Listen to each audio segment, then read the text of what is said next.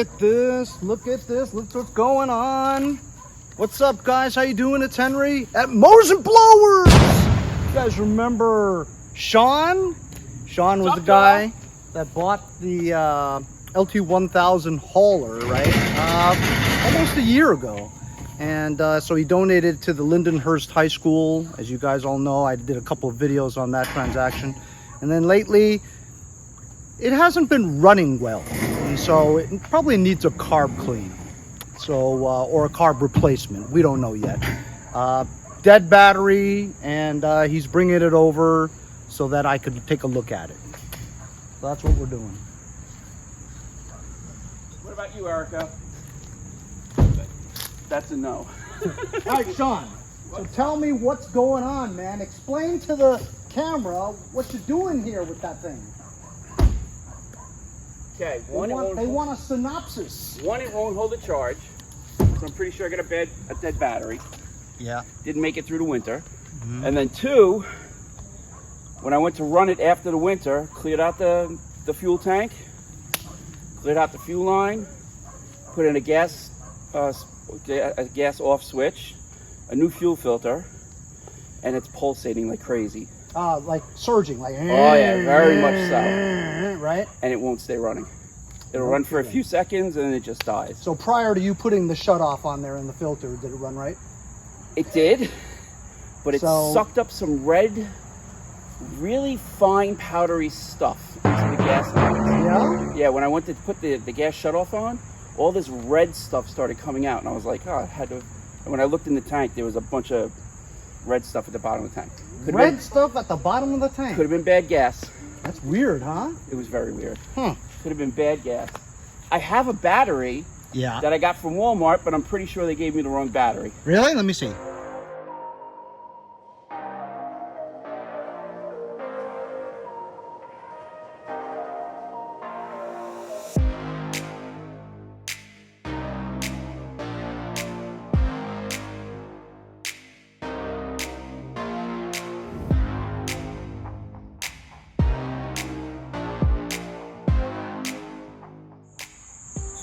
All right, I've got this beast in the driveway now. Look at those graphics, huh? Pretty cool. I'm going to put a battery tester to it.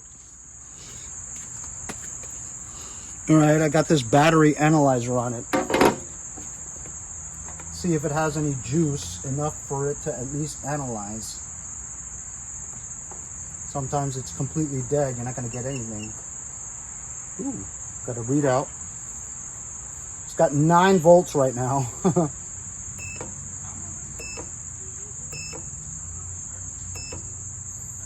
This is a 340. That's not bad.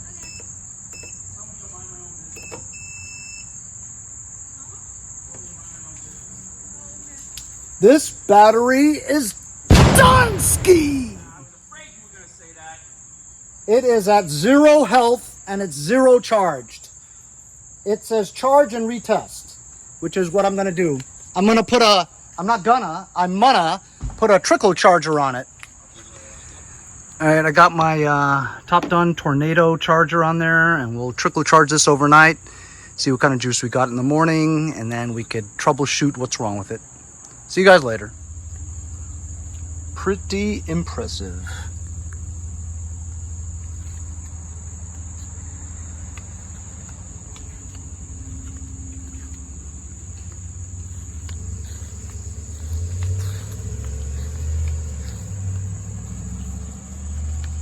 Pretty cool.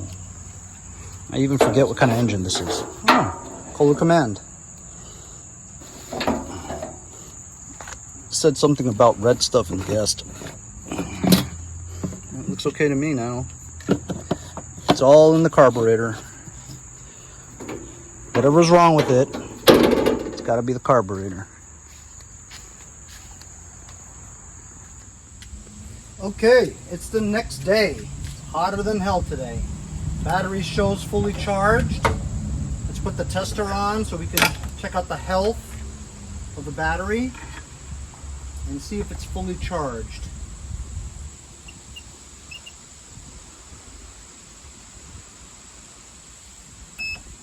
Battery, regular flooded. CCA is 340.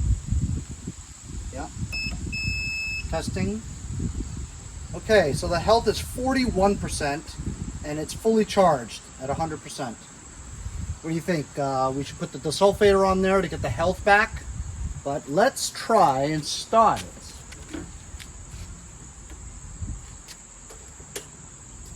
So, fuel is going.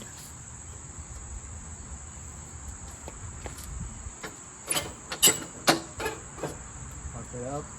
There we go.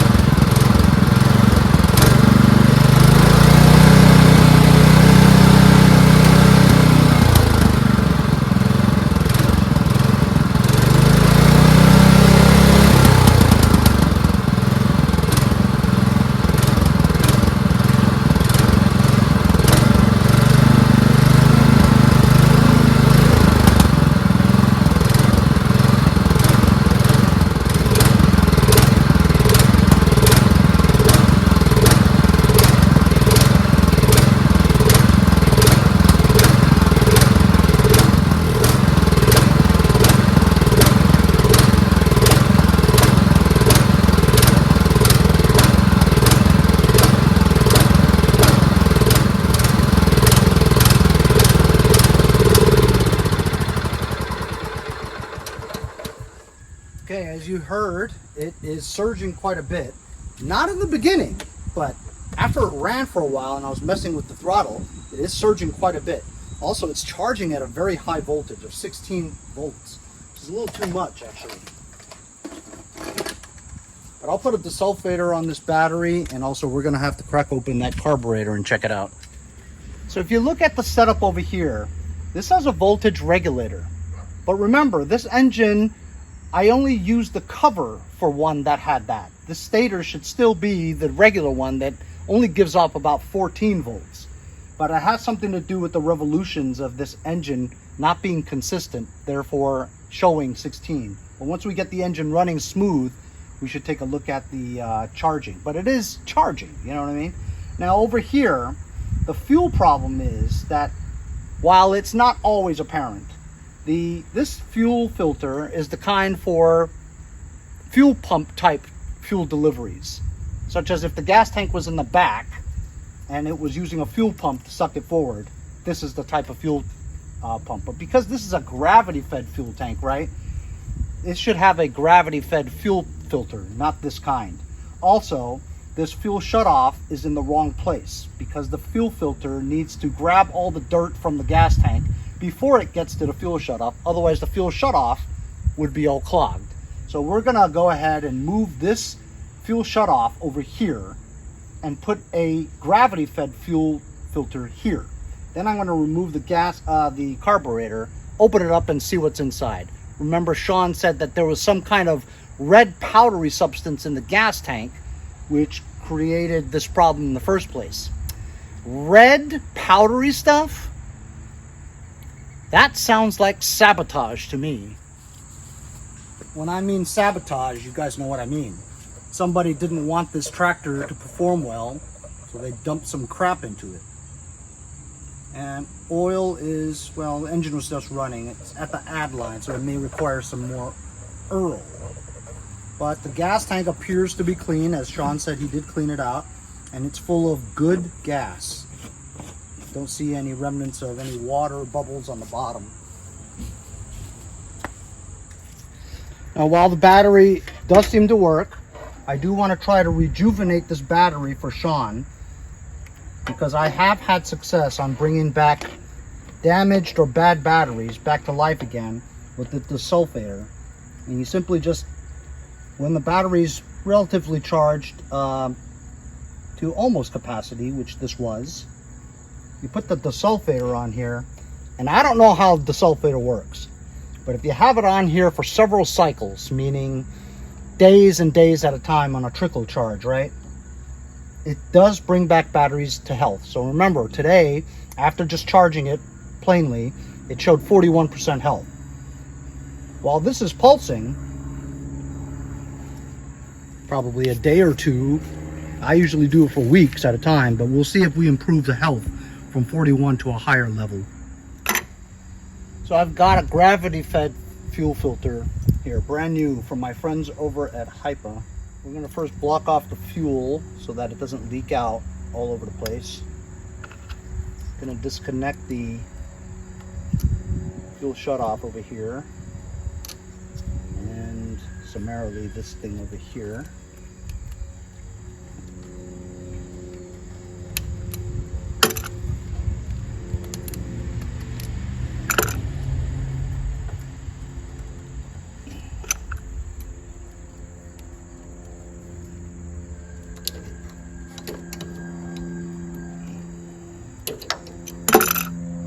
This fuel filter here on this side.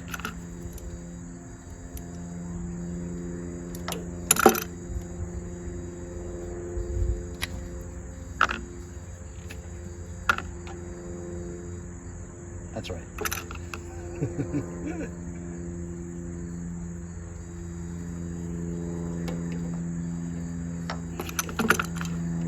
That's it. That's all there is to it. Now the fuel will be filtered on its way to the fuel shutoff, so the fuel shutoff never gets clogged. The other way around, if you had debris in the gas tank, you would clog your fuel shutoff and no fuel would reach your fuel filter. So the filter's got to go before the shutoff. See? That's right, see? That's how you do it, see? You have to remember that the fuel line cannot impede this area here where the throttle bracket moves around. Release the hounds, and now it should be okie doke. Next thing I got to do is we'll remove the air filter base and the air filter cover and the air filter, and then loosen the 10mm nuts over here, and then we should have access to our carburetor. We'll completely remove it and see if the jets are clear and all that.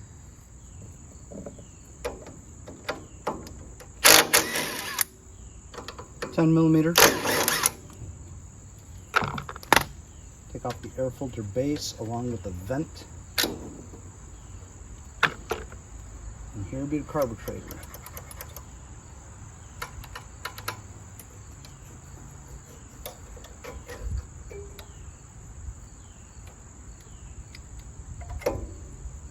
Loosen the linkage for the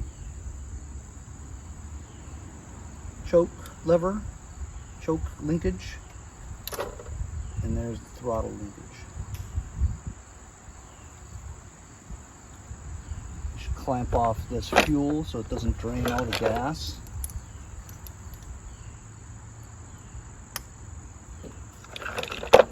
Remove the fuel line from the carburetor.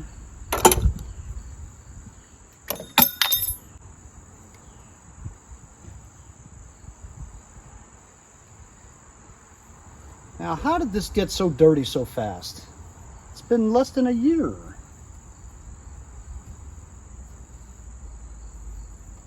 You need a special tool to remove the fuel solenoid because, well, this one looks like you have enough space, but usually they're so close together that you can't put a conventional wrench in there. Wow, that's hard.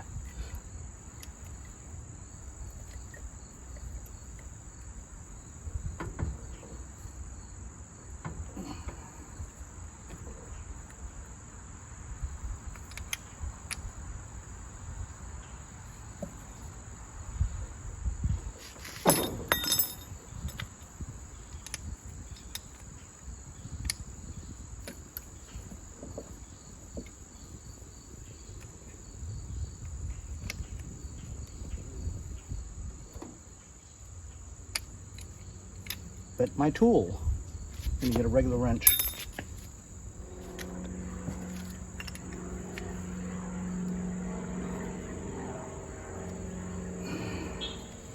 Man, why is that so hard to get off? It's very unusual.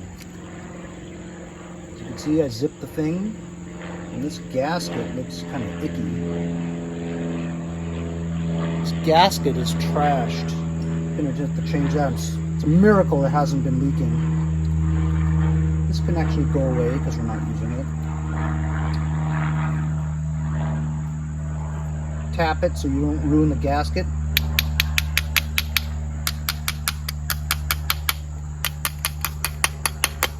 There we go.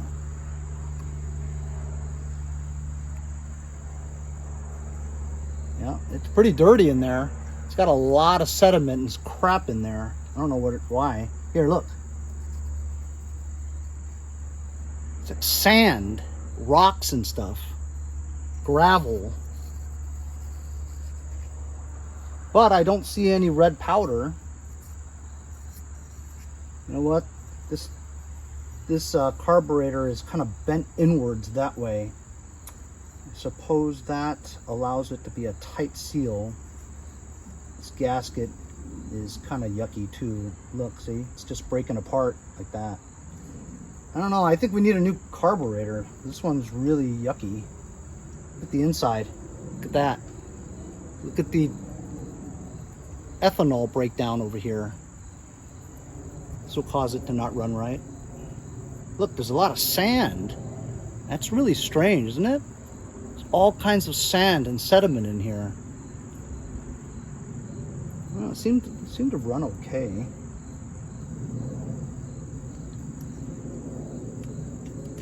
All right, let me go see if I have an extra Kohler carburetor. If not, I might have to order one. So I've got a couple other parts of the Kohler Command carburetor. Should have more, I don't know why. And this one is, well, this is the one off of here. So you can see that big area here full of crap. It's amazing. I'm going to try to rebuild this one before I order a new one. See how it runs after we rebuild it. I'll use parts from these to make one good one. Okay, I actually found 2 or 3 more of these carburetors. I'm just going to try to clean this one out and use a different bowl. So look at all the stuff here.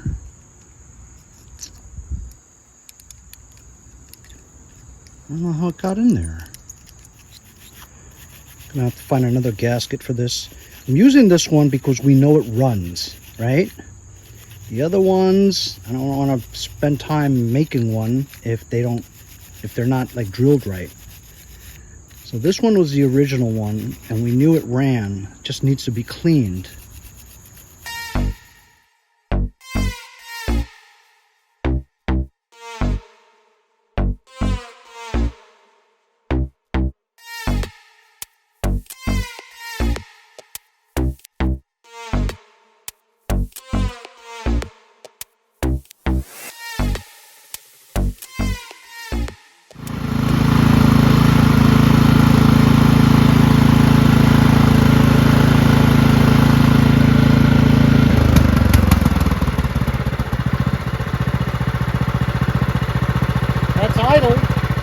Carburetor surges when it's at high throttle.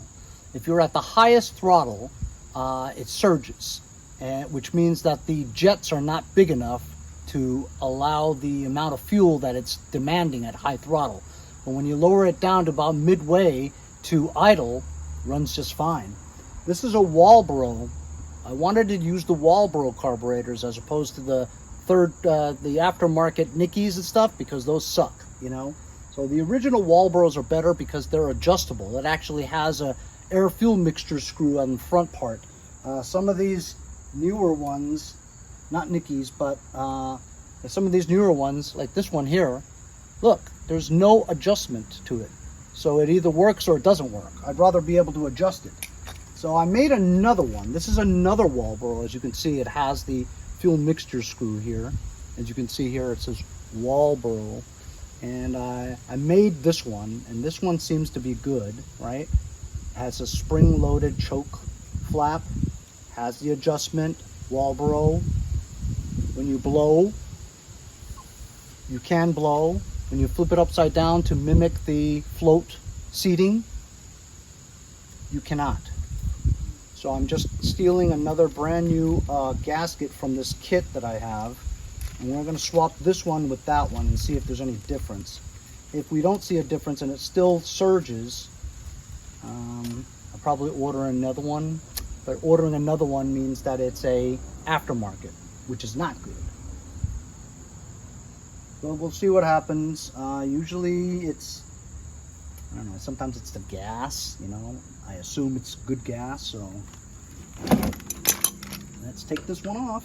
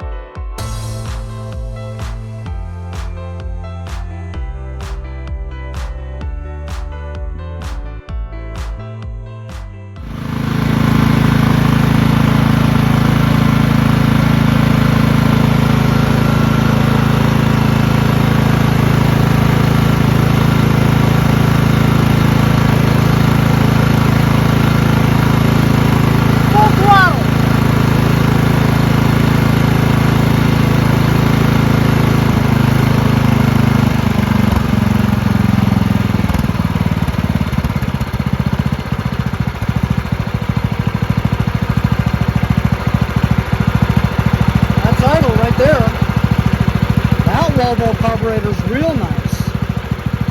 No surging whatsoever. This is idle. Beautiful. Full throttle.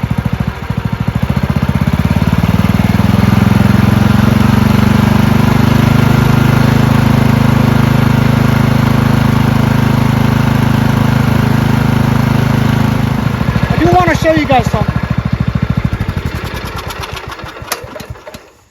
So this carburetor seems to be great, right? Watch this. This I found out earlier. So you put the fuel shutoff off, right?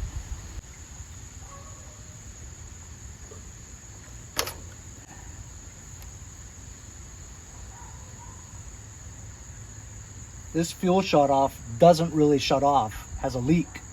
So I suspect, remember when Sean said that he did the fuel shutoff, ran the carburetor dry before he stored it for the winter? Well, it was still leaking gas into the carburetor, and that's why the carburetor got dirty, because he left the entire carburetor bowl filled with gas, because this fuel shutoff is no good. It doesn't shut off the fuel. It continuously drips. So over a period of time, that bowl is filled with gas. Therefore, that's why the carburetor was all gummed up and tons of dried up ethanol. So as you can see, continuously flows. See? Yep. I'm gonna have to change this fuel shutoff because this doesn't work. Jesus. So I found another fuel shutoff. As you can see, it's in a shutoff position. Watch.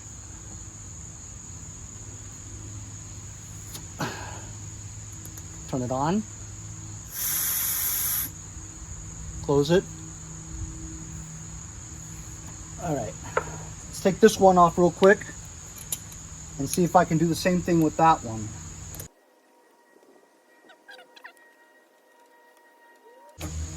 All right, ready? So this is Sean's fuel shutoff, and it's in the off position, although it seems like you can turn it either way.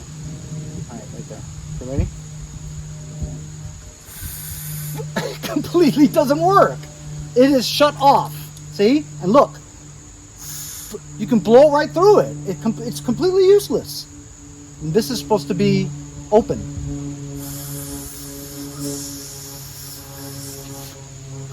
What the hell? Ridiculous. And even in the other side, you blow, you can still hear it. Yep. This thing's trash. Damn it, I missed. All right, well, this is good. All right.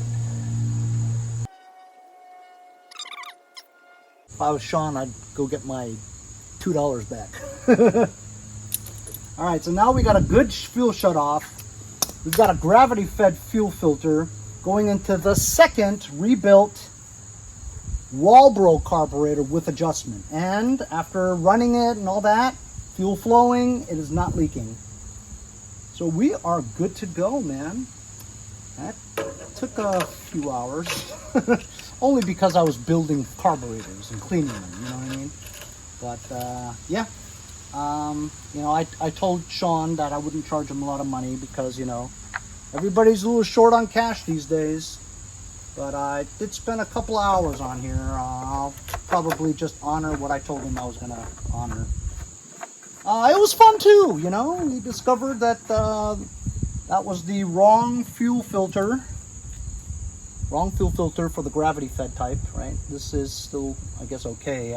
I'll save it for another time when I run to another tractor that requires this. And that fuel shut off was trash, so looks like we're good to go on this. I'm gonna keep charging it up for a while and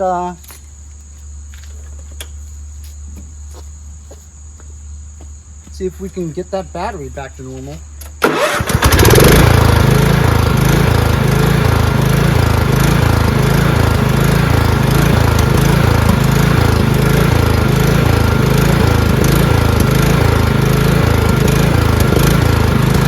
Might have to adjust the fuel mixture again. Never mind. I was wondering why it was surging again. Kind of like it doesn't have enough gas. We got the fuel shut off is on. Okay, I just did some more dialing.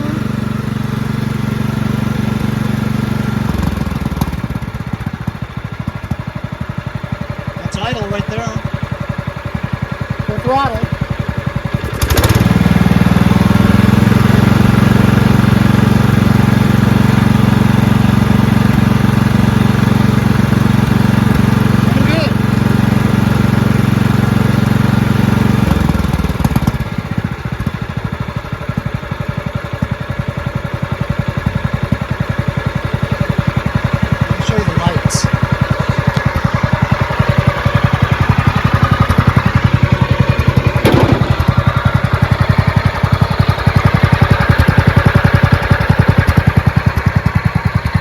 Job. It's really bright.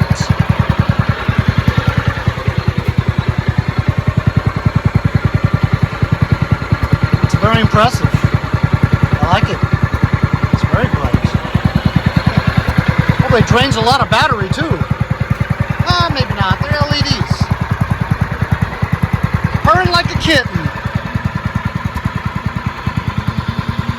So there we go. We rebuilt two different carburetors, both Walbros. This one works great. I also dialed it in, every little thing. The idle, the air fuel mixture, the springs that hold the throttle bracket. You can do some adjustments on that. I know it's really complicated sometimes. They've got a nut here, a nut there, a screw there, two springs on the throttle bracket. Believe it or not, you can actually adjust those. Trying to figure out which one does what is what you got to figure out. So you sit there with the engine running, you turn this one, does it sound better? You know, you could adjust it. You know, I never really I mean, I knew it, but I just never did it. So now just dialing that in now, it runs great. Our high RPMs on high throttle, and the idle is fantastic. We also replaced a fuel filter with changed a fuel pump type filter to a gravity fed type filter, and also that fuel shutoff he had on there completely was useless, didn't do anything. I think that was the culprit of, while he thought he shut off the fuel continued to trickle through into the carburetor, left it in the winter, and that's why the carburetor is all gummed up and cloggy. Now, I didn't see any evidence of any red powdery stuff in there, which is good. He did say he flushed it out, but there should have been some still left in the carburetor. I didn't see any signs of any red powdered, anything red at all. But if he did see it, I would say that's a sabotage. Somebody's trying to ruin this tractor. When nobody's looking, he pours some kind of red cyanide in there. Maybe. Anyway, this is ready to go. I'm just gonna try to rejuvenate that battery from 41% health to something better than 41%. How about that? We'll save Sean a little bit of money so he doesn't have to go out and buy a new battery, try to fix this one. So I'll give him a call like tomorrow or something, see whenever he can come pick it up again. Hopefully by then we're going to improve on the 41%. Hope you guys enjoyed the revisiting of the Lindenhurst Marching Band LT1000 hauler. It's made its way back to my house for a little bit of service, but off it goes. It's got some kind of a parade or show or something like that. Seemingly runs great now. Hope you guys enjoyed it. Remember to subscribe, like, and share, and we'll see you guys next time on Mowers and Blowers. That's right. Here at Mowers and Blowers, we push them into the garage, and they come out driving! Yes, guys, screw this up.